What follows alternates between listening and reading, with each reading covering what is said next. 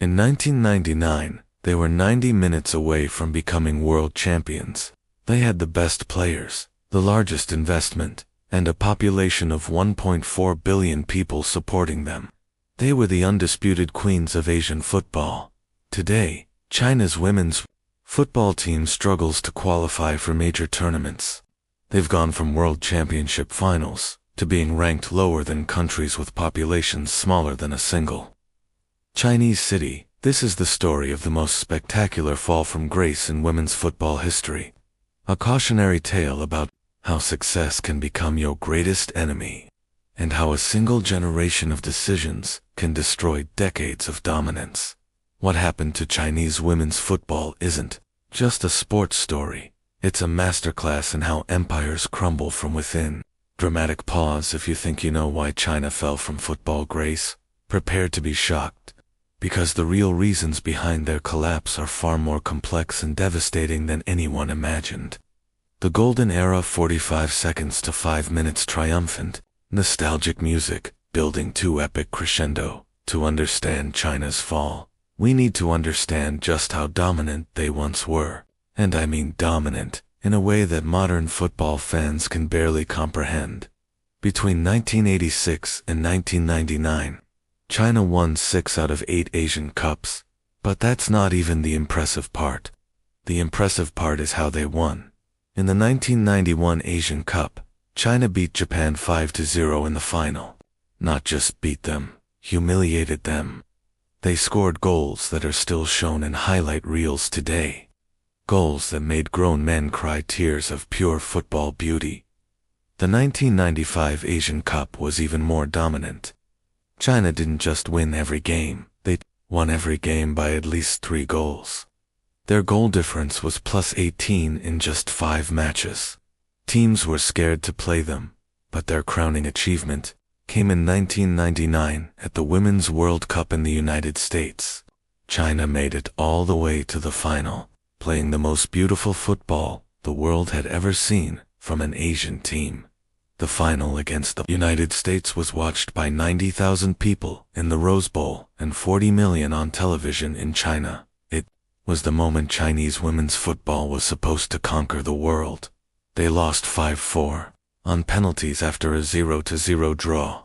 But that loss, devastating as it was, still represented the peak of Chinese football. They had proven they could compete with anyone, anywhere. The players from that era were legends. Sun Wen, who finished as the tournament's leading scorer and won the Golden Ball as best player. Lu Ailing, whose technical ability was compared to Pele by international coaches. Fan Yonggi, a goalkeeper so good that FIFA created new goalkeeper training programs based on her techniques. These weren't just good players, they were artists. They played a style of football that combined technical brilliance with tactical intelligence that had never been seen before in women's football. Chinese football academies were producing players so skillful that European clubs started scouting Asia for the first time.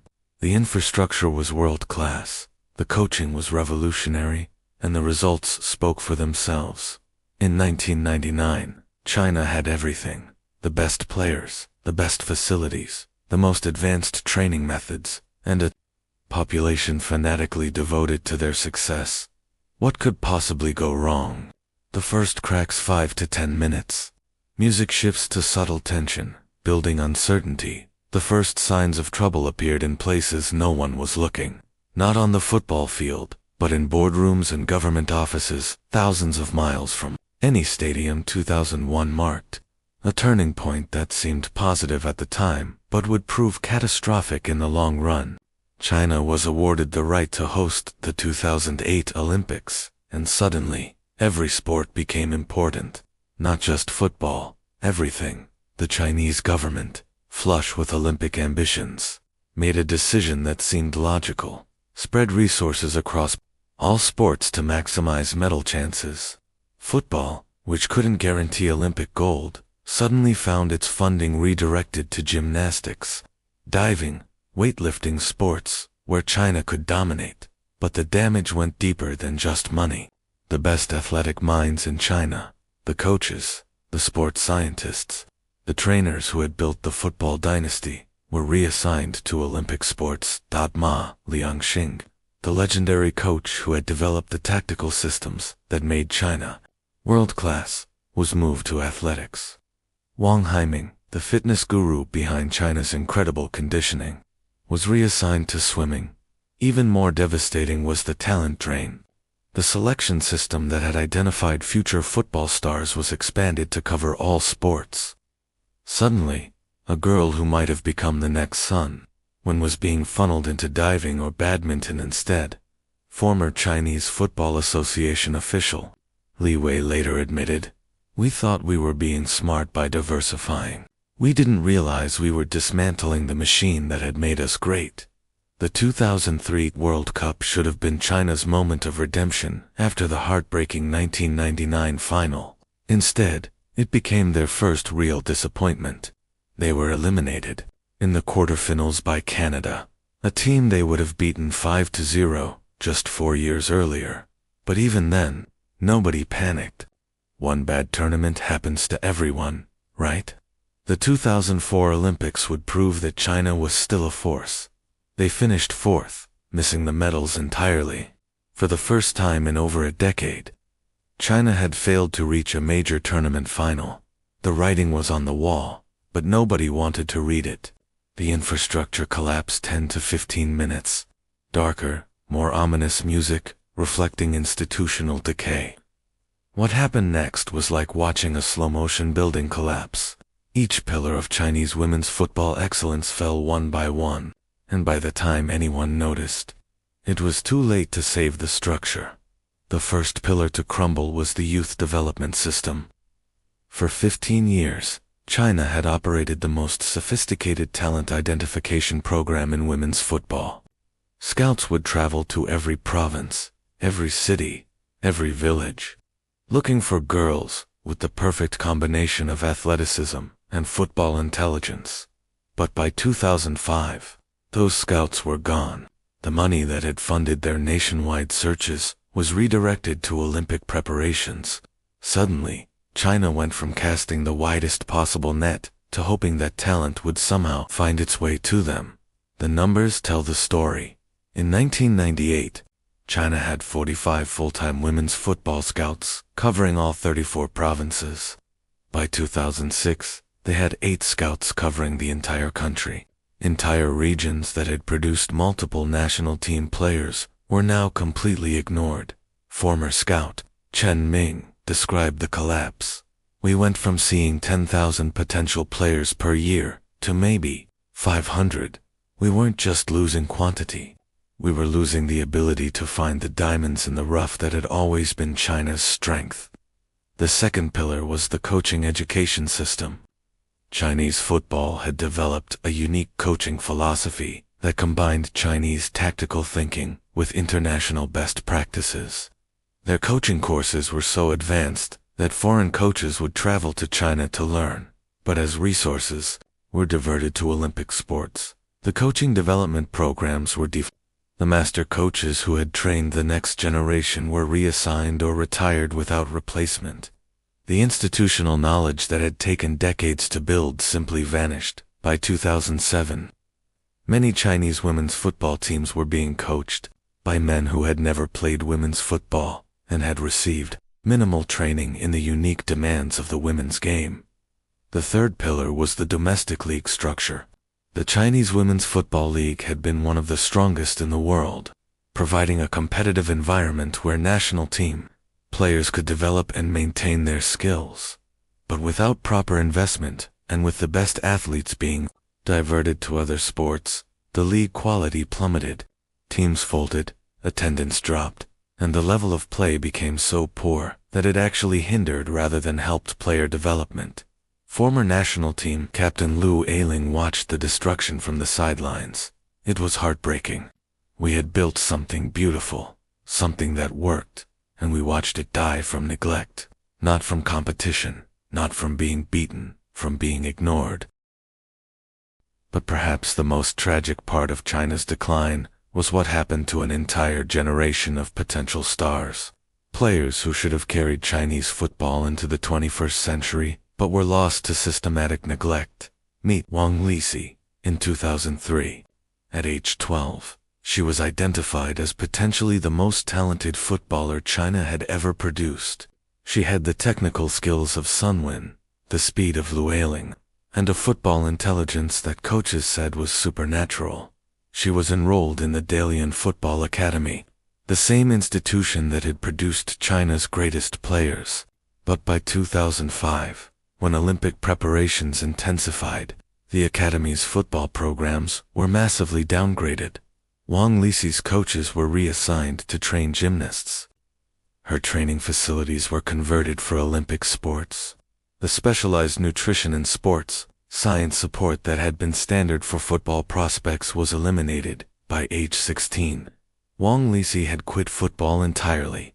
She now works as an accountant in Beijing and hasn't touched a ball in over a decade. Her story was repeated thousands of times across China. An entire generation of potential superstars was lost not to injury, not to lack of talent, but to institutional abandonment. Former youth coach Zheng Wei kept detailed records of this lost generation. Between 2004 and 2008, we identified 347 girls who had the potential to play for the national team. Of those, only 23 continued playing football beyond age 18. We lost 93% of our future because we stopped investing in our present. But the damage went beyond just individual players. China lost something even more valuable: the football culture. That had sustained their success in the 1990s. Chinese girls dreamed of playing football. They watched Sun Wen and Liu Ailing on television and begged their parents to let them join football clubs. Football was cool, aspirational, and achievable. By 2008, football had become an afterthought. Chinese girls dreamed of Olympic gold in gymnastics or diving. Football was seen as a sport for countries that couldn't excel in real Olympic events. The psychological shift was devastating. A sport that had once captured the imagination of an entire nation had become culturally irrelevant in less than a decade. Sports psychologist Dr. Li Ping studied this cultural shift. China didn't just lose football players, they lost football dreamers. When children stop dreaming about your sport, you've lost more than games. You've lost the future. The tactical stagnation 202 4 minutes tense, analytical music reflecting tactical complexity. While China was dealing with infrastructure collapse and lost generations, the rest of the world was evolving, and China, once the tactical innovators of women's football, was being left behind. The Chinese style of the 1990s had been revolutionary. High technical skill, combined with intense pressing and rapid transitions. They had essentially invented the high-intensity style that would later dominate world football. But by 2008, other nations had not only copied Chinese innovations, they had improved upon them. Germany, the United States, and Brazil had taken Chinese tactical concepts and enhanced them with better physical preparation, superior sports science, and more sophisticated training methods. Meanwhile, China had become tactically stagnant. Their coaching education had stalled, their analysis departments had been deficient, and their coaches were still trying to play 1999 football in a 2008 world. Former tactical analyst Liu Feng described the problem. We were like a technology company that stopped innovating. Our competitors didn't just catch up, they surpassed us using our own innovations as their starting point. The 2007 World Cup exposed the full extent of China's tactical decline. They were eliminated in the group stage, scoring just 1 goal in 3 games. But the statistics were even more damning than the results. China completed only 68% of their passes, compared to 85% in 1999. Their pressing intensity had dropped by 40%. Their shot accuracy had fallen from 78% to 34%. They weren't just losing, they were playing a completely different, inferior style of football. International coaches who had once traveled to China to learn were now openly critical. Sweden's coach, Pia Sundhage, said after beating China 2-0, "They're playing like it's still 1999. Football has evolved, but China seems frozen in time." The tactical stagnation wasn't just about formations or strategies. It was about football intelligence. Chinese players had once been known for their decision-making, their ability to read the game, their tactical flexibility. By 2008, they had become predictable, rigid, and slow to adapt during matches. They were playing with 1990s brains in a 2000s game. The administrative disaster, 24 to 27 minutes. Chaotic, bureaucratic music, reflecting institutional confusion, as if infrastructure collapse. Lost generations, and tactical stagnation weren't enough. Chinese football was also being destroyed from within by catastrophic administrative decisions. The Chinese Football Association, once a model of efficiency and long-term planning, had become a bureaucratic nightmare, where politics mattered more than performance.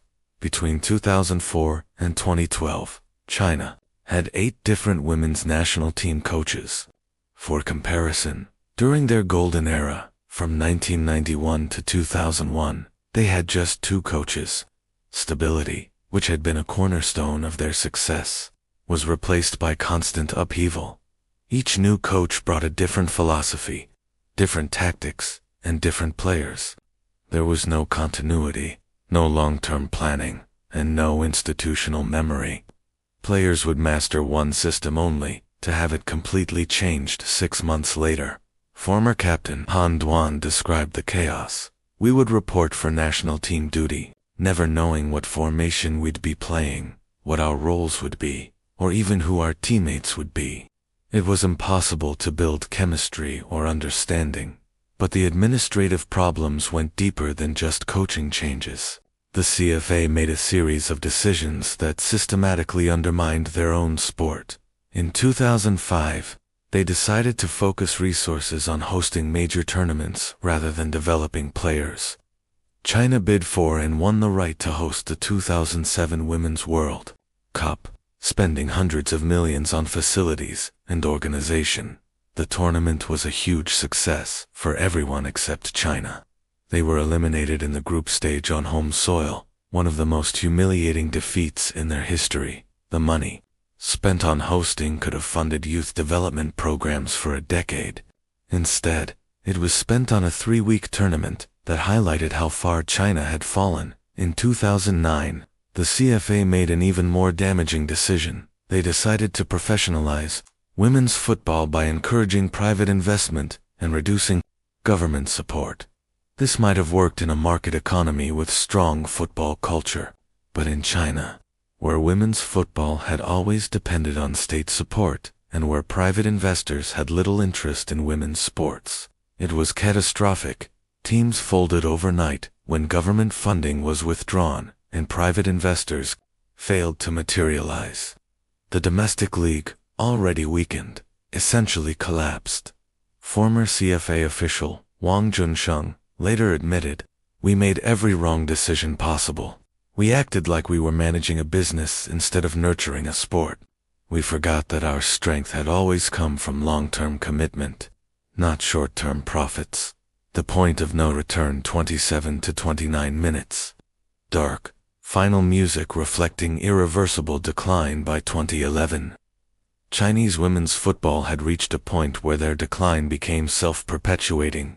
They were trapped in a vicious cycle where each failure led to less investment, which led to worse performance, which led to even less investment. The 2011 World Cup in Germany was the moment when China's fall became undeniable. They were eliminated in the group stage, finishing last in their group with 0 points and a goal difference of -3. But the numbers only tell part of the story. China looked lost on the field, outmatched physically, tactically, and mentally by teams they had once dominated. After their 1-0 loss to New Zealand, a team ranked 16 places below them, Chinese captain Bai Yan was asked what went wrong. Her answer summed up a decade of decline. Everything went wrong. The domestic fallout was swift and brutal. Chinese media, which had once celebrated the team as national heroes, turned viciously critical. Sponsors withdrew support. Attendance at domestic matches fell to hundreds rather than thousands. Most devastatingly, young Chinese girls stopped wanting to play football. Registration in youth programs fell by 78%. Between 2011 and 2013, the sport that had once inspired a generation had become a source of national embarrassment. Former star Sun Wen, who had been retired for 8 years, made a desperate attempt to help by returning as an assistant coach in 2012. But even her presence couldn't reverse the damage.